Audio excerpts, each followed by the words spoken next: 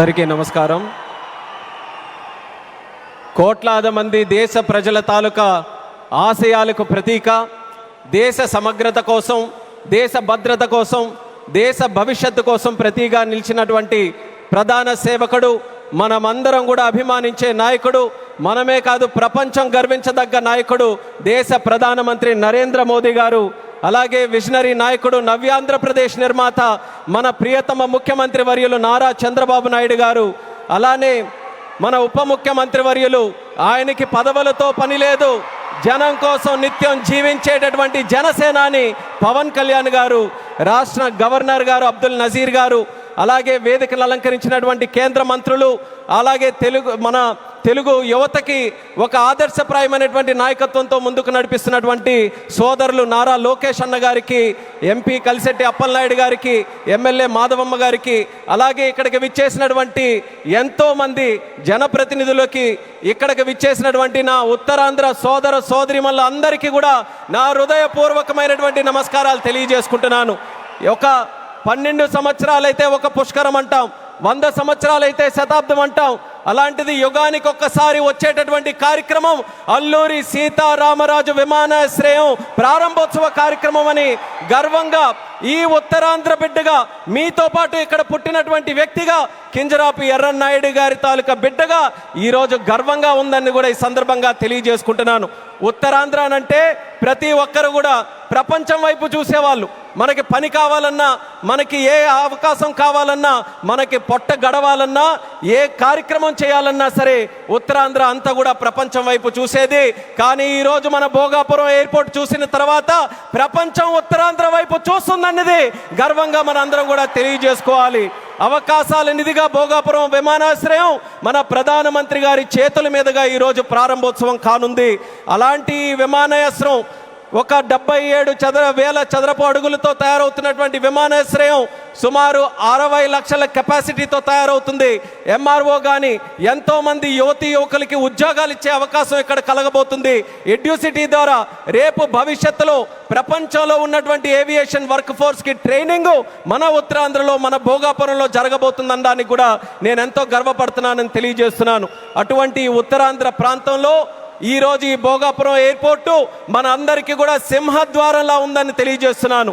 ఇచ్చాపురం నుంచి పాతపట్నం, పాలకొండ, శ్రీకాకుళం, అలాగే బొబ్బిలి, పార్వతీపురం, విజయనగరం, అరకు, అనకాపల్లి, విశాఖపట్నం, ఈ ఉత్తరాంధ్రలో ఏ ప్రాంతం తీసుకున్నా సరే అందరికీ కూడా సమాన దూరంలో ఉన్నటువంటి ఈ భోగాపురం విమానాశ్రయం మనందరికీ కూడా సింహద్వారంలాగా పనిచేయబోతుందని తెలియజేస్తున్నాను. అలాగే మీ అందరికీ కూడా తెలుసు, కలియుగ వెంకటేశ్వర స్వామి ఆలయానికి వెళ్తే సంవత్సరానికి ఒకసారి వైకుంఠ ఏకాదశి నాడు ఉత్తర ద్వారం తెరుచుకుంటుంది. అలా మన ఆంధ్రప్రదేశ్ అభివృద్ధి కోసం ఈరోజు ఉత్తర ద్వారంలో మన భోగాపురం ఈరోజు మన అందరికీ కూడా తెరవబోతుంది. ఎంతో కాలం నుంచి ఎదురు చూపులు చూసాం మన ఉత్తరాంధ్రలో. ఆఖరికి గతంలో మీరు చూసుకుంటే కొంతమంది నాయకులు దీన్ని కించపరుస్తూ, విమర్శిస్తూ, ఈ ప్రాంతాన్ని కించపరుస్తూ ఎయిర్ బస్సు కూడా తిరగని ప్రాంతమని వెక్కిలి నవ్వులు నడిచారు. ఈరోజు వాళ్ళకి కళ్ళు తెరిచి చూడమంటున్నా ఎయిర్ బస్సులు దిగే ప్రాంతంగా ఉత్తరాంధ్ర మారింది. ఈరోజు ఎలక్ట్రిక్ బస్సులు వచ్చే ప్రాంతంగా ఉంది. రేపు పెద్ద పెద్ద కంపెనీలనంటే దేశంలో ఉన్న కంపెనీలు కాదు, అంతర్జాతీయంగా ఉన్న కంపెనీలన్నీ కూడా మన భారతదేశంలో, మన ఆంధ్రప్రదేశ్లో, మన ఉత్తరాంధ్ర ప్రాంతానికి రాబోతున్నాయి. వాళ్ళ బస్సులు కూడా ఇక్కడే తిరిగి మన యువకులకి అన్ని ఉద్యోగ అవకాశాలు కూడా కల్పించబోతున్నాయి. ఇలాంటి పవిత్రమైనటువంటి భూమి మన ప్రాంతంలో తీసుకుంటే ఒక పక్కన ఆధ్యాత్మిక ఆలయాలు శ్రీకూర్మం, శ్రీముఖలింగం, అరసవెల్లి, సింహాచలం, అలాగే రామతీర్థాలు, పైడితల్లి అమ్మవారు, ఇలా ఎన్నో పవిత్రమైనటువంటి దేవాలయాలు ఇక్కడ ఉన్నాయి. మరొక పక్కన పర్యాటక రంగం, కొండలు, సముద్రం, అలాగే దానితో పాటు ఈరోజు ఉత్తరాంధ్ర దిశని మార్చే విధంగా చంద్రబాబు నాయుడు గారి తాలూకా నాయకత్వంలో గూగుల్ లాంటి సంస్థ ఇక్కడికి వస్తుంది. ఆర్సిలార్ మెటల్ స్టీల్ ప్లాంట్ వచ్చింది, రైల్వే జోన్ మనకు వచ్చింది, మూలపేట పోర్టు మనకు వచ్చింది. ఇలా లెక్క పెట్టుకుంటూ వెళ్తే ఏ ప్రాంతంలో జరగనటువంటి అభివృద్ధి ఈరోజు మన ఉత్తరాంధ్ర ప్రాంతంలో జరుగుతుందనేది యువకులందరికీ కూడా నేను గుర్తు చేస్తున్నాను. ఇక చేయాల్సింది మనం ఒక్కటే, మనకి రెండు విజన్లు ఉన్నాయి. స్వర్ణాంధ్ర విజన్ బై చంద్రబాబు నాయుడు గారు, వికసిత్ భారత్ విజన్ బై నరేంద్ర మోదీ గారు. మన యువతందరం కూడా కలిసి ఆ రెండు విజన్లు రెండు కళ్ళులాగా మనం అందరం కూడా ముందుకు నడిచి అత్యంత సుందరమైనటువంటి శక్తివంతమైనటువంటి భారతదేశం తయారవడానికి ఈ రెండు విజన్లు కూడా మనం స్వీకరిస్తూ ఇక్కడ ఉన్నటువంటి యువకులందరూ కూడా ముందుకు రావాలని మరొక్కసారి వాళ్ళందరికీ కూడా పిలుపునిస్తున్నాను. ఒక ఎయిర్పోర్ట్ ఎక్కడైనా నిర్మించామనంటే, నేను కేంద్ర మంత్రిగా అయిన తర్వాత ప్రధానమంత్రి గారి చేతుల మీదుగా సుమారు 16 ప్రాజెక్టులు ఇక్కడ ప్రారంభించాం భారతదేశంలో. కానీ ఏ ఎయిర్పోర్ట్ ప్రాజెక్టు కూడా ఇంత ఘనంగా 2-3 లక్షల మంది ప్రజల తాలూకా ఆశీర్వాదం మధ్యలో, ఇది ఏదో ఒక రాష్ట్ర పండుగ అంటున్నారు. ఇది కేవలం రాష్ట్ర పండుగ కాదు, ఉత్తరాంధ్రలో ఉన్నటువంటి ప్రతి ఇంటి పండుగ ఈరోజు ఈ విమానాశ్రయ ప్రారంభోత్సవ కార్యక్రమం, అందరి గుండెల్లో ఉన్నటువంటి కార్యక్రమం. అటువంటి కార్యక్రమానికి మనం నిజమైన అర్థం ఈరోజు సాకారం చేశాం. అర్థమనంటే భవ్యమైనటువంటి ఒక బిల్డింగ్ కట్టడమే కాదు, దానికి చరిత్ర గుర్తుండిపోయేలా మన్యం వీరుడు అల్లూరి సీతారామరాజు గారి పేరు పెట్టడం, ఇది ఒక చరిత్ర అనేది కూడా తెలియజేసుకుంటున్నాను. అడవుల్లో ఎక్కడో వినేటటువంటి పేరు, అడవుల్లో వినేవాళ్ళం అల్లూరి సీతారామరాజు అని. అలాంటి ఆ పేరుని ప్రపంచం మొత్తం మారుమోగుతుంది. అమెరికా వెళ్ళినా, ఆస్ట్రేలియా వెళ్ళినా ఎక్కడికి వెళ్తున్నారనంటే అల్లూరి సీతారామరాజు గారి తాలూకా గడ్డ విమానాశ్రయానికి మేము వెళ్తున్నామని మన యాత్రికులందరూ కూడా గర్వంగా చెప్పుకునే స్థాయిలో ఈరోజు ఆ పేరును కూడా మన నరేంద్ర మోదీ గారి తాలూకా అధ్యక్షన కేంద్ర ప్రభుత్వం అంగీకరించి ఈరోజు పెట్టింది. ఇంత ఫోకస్ మన ఉత్తరాంధ్రలో పెట్టిన తర్వాత మీ అందరికీ కూడా ఒక్కటే తెలియజేస్తున్నాను, ఇంకా మనం ఎక్కడ కూడా ఆగకుండా ఉత్తరాంధ్రకి కళలకి రెక్కలు వచ్చే విధంగా మనమందరం కూడా ముందుకు వచ్చి ఈ అవకాశాలన్నీ ఎవరి కోసం? ఇవి రాజకీయ అవకాశాలు కాదు, ప్రజల కోసం, యువత కోసం పెట్టినటువంటి అవకాశాలు. ఆ అవకాశాలని మనం అందిపుచ్చుకొని ప్రపంచంలో ఏ ఏ ప్రాంతాల గురించి మనం మాట్లాడతాం, ఇది ఎలా డెవలప్ అయింది, అది అలా డెవలప్ అయిందని బాధ్యత మనం తీసుకుందాం.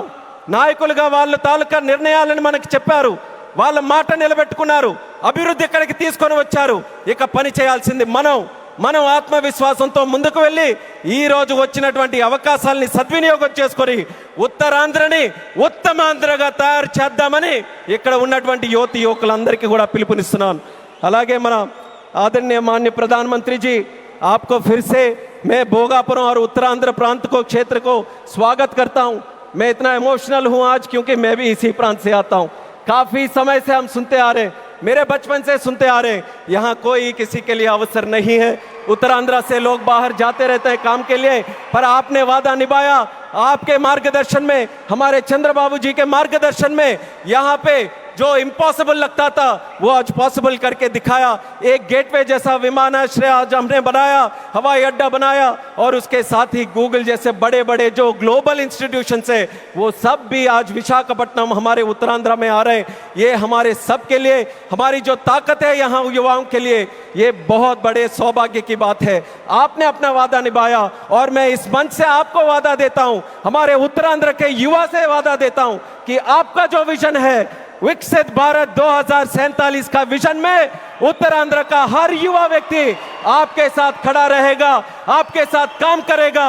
एक सशक्त समृद्ध भारत बनाने के लिए आपके साथ हर कदम में यहाँ के सारे युवाएं आपके साथ चलने के लिए तैयार हैं. ये इस क्षेत्र का आपके साथ हमारा वादा है और ये वादा निभा कर रखेंगे. आपको, हमारे आदरणीय चंद्रबाबू नायडू जी को, मंच पर बैठे सभी को दिल से मैं स्वागत करता हूँ, ధన్యవాద్ भी करता हूँ. और आपके यहाँ వచ్చినటువంటి ప్రజలందరికీ కూడా మరొక్కసారి నా హృదయపూర్వకమైనటువంటి ధన్యవాదాలు తెలియజేసుకుంటూ ఇది ఒకే ఒక్క మాట చెప్పి నేను ముగిస్తాను. భోగాపురం ఎయిర్పోర్ట్ ఈరోజు మనందరికీ కూడా చాలా గర్వంగా ఉంది, కానీ చరిత్రలో ఎప్పుడు కూడా నిలిచిపోయి ఉండాలి, గుర్తు కూడా పెట్టుకోవాలి.